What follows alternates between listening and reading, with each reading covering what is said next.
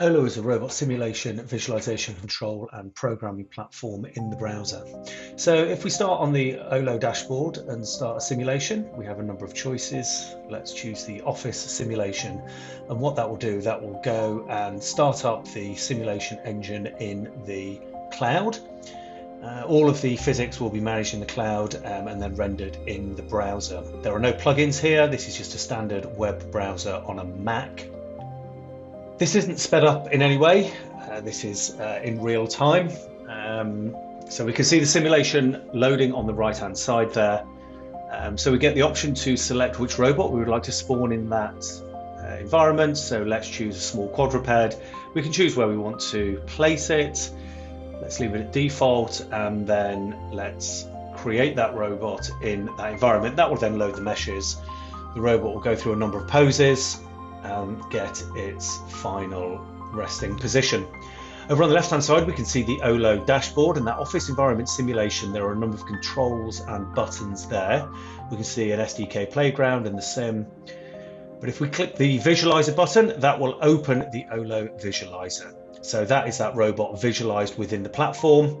We can turn on a number of things here, including LiDAR, so we can see the LiDAR data coming back, and we can open the Nav2 control panel and start a SLAM map creation.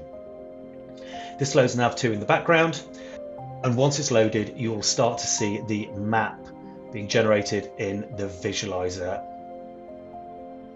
Open the teleoperation control panel, and as we move the robot around, the map is created.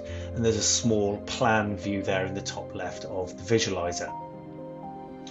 So you can teleoperate around and create a map. Alternatively, what we can do is we can turn on waypoint navigation, place some waypoints, and then have the robot navigate between those waypoints in turn. If we zoom out here, we can get a better view in both the simulation and the visualizer, and as you can see, as the robot navigates around the space and it picks up LiDAR data, the map is generated.